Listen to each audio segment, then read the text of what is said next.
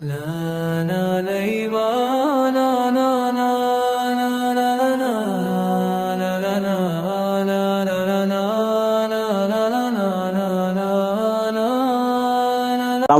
வரஹ்மத்துல்லாஹி பரகாத்துஹு. தொடர் 30.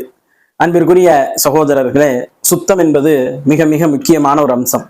ஒரு உணவை உண்ண போகிறோம், ஒரு வேலையை செய்ய போகிறோம், ஏதோ ஒன்றை நாம் செய்ய போகிறோம் என்றாலும் கூட சுத்தம் நம்ம இடத்துல இருக்கும். ஒரு கழிவறைக்கு சென்று வந்தால் கூட சுத்தமாக வெளியே வர வேண்டும் அப்படின்னு நினைப்போம். ஒரு நாள் குளிக்காட்ட கூட 2வது நாள் கண்டிப்பாக குளிக்க வேண்டும் என்று விருப்பப்படுவோம். ஆனால் நம்மளே பெரும்பான்மையானவர்கள் தினசரி குளித்துவிட்டு தங்களை சுறுசுறுப்பாக வைத்துக் கொள்ளக்கூடியவர்கள் தான் அதிகம் என்பதை நாம் அறிவோம்.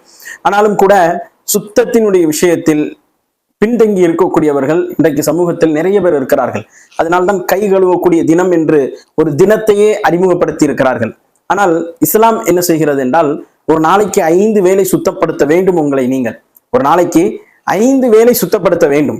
அந்த 5 வேளையும் எப்படி சுத்தப்படுத்த வேண்டும் என்கின்ற பாடத்தை அழகாக சொல்லித் தருகிறது. மூமின்களை அழைத்து அல்லாஹ் பேசுகின்றான்.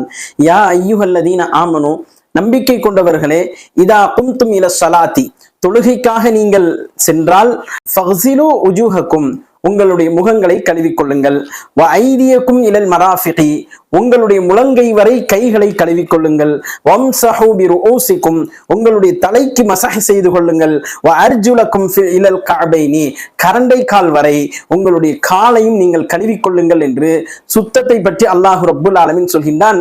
இதற்கு பெயர் உது என்று அழைக்கப்படும். இந்த உது இல்லாமல் தொழுகை சேராது. இந்த உது இல்லாமல் ஒரு முக்கியமான இபாதத், இஸ்லாத்தினுடைய முக்கியமான இபாதத் என்று சொன்னால் அது ஸலாஹ், தொழுகை தான். இந்த தொழுகை சேர வேண்டும் என்றால் இந்த ஒழு கண்டிப்பாக ஒரு முஸ்லிம் செய்ய வேண்டும். உது என்பது ஃபர்து. உது இல்லாமல் தொழுகை இல்லை. அப்ப அல்லாஹ் ரப்புல் ஆலமீன் இங்க அழகாக உபதேசிக்கின்றானே அப்படின்னு அதை எடுத்து நம்ம பார்த்தோம்னு சொன்னா 4 செய்தி தான் சொல்லப்படுது. ஒண்ணு உஜூஹக்கும், முகம், 2வது கை, அப்புறம் மஸஹ், அப்புறம் காலை கழுவுறதுக்கு அல்லாஹ் சொல்கின்றான். அல்லாஹுடைய தூதர் என்ன செய்யறாங்க, அதை முழுமையாக நமக்கு சொல்லி தராங்க. அப்படி சொல்லி தரும்போது அல்லாஹுடைய தூதர், அல் குர்ஆனும் அதான சொல்லுது, அத்தியுல்லாஹ் அத்தியு ரசூல, அல்லாஹ்வுக்கும் தூதருக்கும் கட்டுப்பட்டு நடங்கள். தூதர் வமா ஆதாக்கும் ரசூலு ஃபஹுதுஹு வமா நஹாக்கும் அன்ஹு ஃபன்தஹு, தூதர் எதை கொடுத்தாங்களோ அதை எடுத்து கொடுங்க, தூதர் எதை விட்டு தடுத்தார்களோ அதை விட்டு தவிர்த்து கொள்ளுங்கள். தூதர் கொடுக்கறாங்க, என்ன செய்யறாங்க, ஒரு 7 வகையான உறுப்புகளை கழுவணும். 2 கரங்களை மணிக்கட்டு வரைக்கும் கழுவுவதற்கு சொல்லிக் கொடுக்கிறார்கள். அப்புறம் வாய் கொப்பளித்தல் இருக்கிறது, நாசிக்கு தண்ணீர் செலுத்துதல் இருக்கிறது, முகம் முழுவதையும் இந்த முன்னெற்றியிலிருந்து நாடி வரைக்கும், இந்த சோனையிலிருந்து சோனை வரைக்கும் கழுவக்கூடிய, முகத்தை கழுவக்கூடிய அந்த ஒன்று இருக்கிறது. அதற்கு பிறகு 2 கரங்களையும் முட்டுக்கைகள் வரை, முழங்கை வரை கழுவக்கூடிய அந்த நிலை இருக்கிறது. அதற்கு பிறகு மஸஹை முழுமையாக செய்து முடித்துவிட்டு 2 கால்களையும் கழுவ வேண்டும். இது உதுவினுடைய ஒரு வழிமுறையாக அல்லாஹ்வுடைய தூதர் என்ன செய்யறாங்க, நமக்கு சொல்லி தராங்க. அந்த அடிப்படையில் தான் நம்ம இன்னைக்கு என்ன செய்யறோம், உது செய்து கொண்டிருக்கிறோம் அப்படிங்கிறத நம்ம ஞாபகத்துல வச்சுக்கிடணும். தொடர்ந்து அல்லாஹ் ரப்புல் ஆலமீன் அதுல சொல்றான், இன் குன்தும் ஜுனுபன் ஃபத்தஹரு, நீங்க நீங்க பெருந்தொடக்குள்ளவரா இருக்கிறீங்க, மனைவியோட சேர்ந்தவன குளிப்பு கடமை ஆயிரும். அல்லது இயல்பாகவே சில பேருக்கு இரவு நேரங்களிலே கலிதம் வெளியாகும், அப்போ குளிப்பு கடமை ஆயிருச்சு, குளிக்காம தொழ முடியாது. ஃபத்தஹரு, அப்போ உங்களை நீங்க என்ன செய்யுங்க, தூய்மைப்படுத்திக் கொள்ளுங்கள் அப்படின்னு அல்லாஹ் சொல்றான். எப்படி, நீங்கள் பெருந்தொடக்கு உள்ளவர்களாக இருந்தால் தூய்மையாகிக் கொள்ளுங்கள். எப்படி தூய்மையாகிறது, அந்த இடங்களை சுத்தமாக கழுவி விட்டு உழு செய்து விட்டு அதற்கு பிறகு என்ன செய்யணும், குளிக்க ஆரம்பிக்க வேண்டும். முழுமையாக ஒரு சொட்டு நகக்கண் அளவுக்கு கூட கேப் இல்லாம என்ன செஞ்சிடணும், உடம்பு முழுவதும் தண்ணீரை ஊற்றி குளித்துக் கொள்ள வேண்டும். இதுதான் கடமையான குளிப்பு அப்படிங்கிறத நம்ம பார்க்கிறோம். இந்த அல்லாஹுடைய தூதர் இந்த தோல்ல, அடுத்து இந்த தோல்ல, அடுத்து தலையில தண்ணீரை ஊற்றினார்கள், 3 தடவை செய்தார்கள் அப்படிங்கிறதையெல்லாம் நம்ம என்ன செய்யறோம், பார்க்கிறோம்.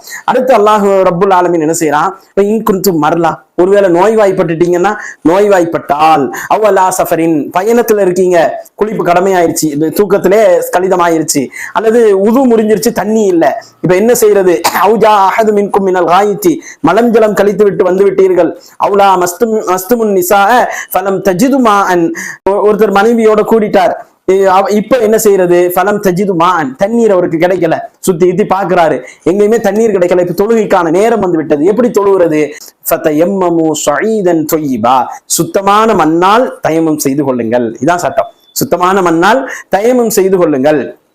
எப்படி தயமம் செய்யறது? ஃபம்சஹு பிவுஜூஹிக்கும், உங்களுடைய முகங்கள்ல அதை என்ன செய்யுங்க, தடவி கொள்ளுங்கள். தரையில அடிச்சு என்ன செய்யணும், முகத்துல ஊதிட்டு முகத்துல என்ன செய்யறது, தடவுறது. அப்புறம் ஐதீக்கும் மின்ஹு, அதுல இருந்து என்ன செய்யறது, கைகள்ல 2 மணிக்கட்டு வரைக்கும் கழுவுறது. உழு செய்யற மாதிரி ஃபுல்லா தேய்ச்சிட்டு இருக்க கூடாது, அப்படி எந்த ஒரு செய்தியும் கிடையாது. இவ்வளவுதான் செய்தி. மா யுரீதுல்லாஹு லியஜ்அல அலைக்கும் மின் ஹரஜின், அல்லாஹ் ரப்புல் ஆலமீன் உங்களுக்கு எந்த சிரமத்தையும் ஏற்படுத்த விரும்பவில்லை, மாறாக உங்களை தூய்மைப்படுத்தவும். வலாக்கின் யுரீது லியுத்தஹிரக்கும் வலியுத்திம்ம நிஅமதஹு அலைக்கும், அவனுடைய அருளை உங்கள் மீது முழுமையாக்கவுமே அல்லாஹ் விரும்புகின்றான். லஅல்லக்கும் தஷ்குரூன், நீங்கள் நன்றியுடையோராக ஆகலாம். இப்படி ஒரு அற்புதமான செய்தியை, உது எப்படி செய்யணும், தயமம் எப்படி செய்யணும் அப்படின்னு சட்டத்தை சொல்லிக் கொடுத்து, இயலாதவர்கள், பலகீனப்பட்டவர்கள், உது செய்ய முடியாதவர்கள் தயமத்தை நோக்கி எப்படி போறது அப்படிங்கிற அந்த சட்டத்தையும் அல்லாஹ் ரப்புல் ஆலமீன் இந்த ஒற்றை வசனத்திலே நமக்கு சொல்லிக் கொடுத்திருக்கின்றான். சூரத்துல் மாயிதாவினுடைய 6வது வசனம். இந்த வசனம் எடுத்து படித்து பாருங்கள், அல்லாஹ் ரப்புல் ஆலமீன் அருள் புரிவான். இந்த வசனத்தை பொறுத்த வரைக்கும் நாம இதுக்கு விளக்கமாக ஹதீசுகளை என்ன செய்ய வேண்டியது இருக்குது, நாம பார்க்க வேண்டியது இருக்குது. இதுக்கு இந்த வசனத்தினுடைய தஃப்சீரை பார்த்தாலே என்ன செய்வாங்க, நமக்கு ஹதீஸ் அழகிய முறையில கொடுத்திருப்பாங்க. உதுவுடைய சட்டம், அதுல உள்ள கருத்து வேறுபாடுகள், இதெல்லாம் நல்ல ஒரு பெரிய நீளமான செய்தி தான். நம்ம இது வரைக்கும் பார்த்த எல்லா செய்தியுமே அப்படிப்பட்ட செய்திகள் தான். நம்ம ஷார்ட் அண்ட் ஸ்வீட்டா என்ன செய்யறோம், அந்த செய்தியை இங்க கொண்டு வந்து சேர்த்திருக்கிறோம். அல்லாஹ் ரப்புல் ஆலமீன் கேட்ட செய்திகளை நினைவில் நிறுத்தி செயல்பட உங்களுக்கும் எனக்கும் அருள் புரிவானாக. தொடர்ந்து இணைந்திருங்கள். அடுத்த தொடரிலே சந்திப்போம். அஸ்ஸலாமு அலைக்கும் வரஹ்மத்துல்லாஹி வபரகாத்துஹு.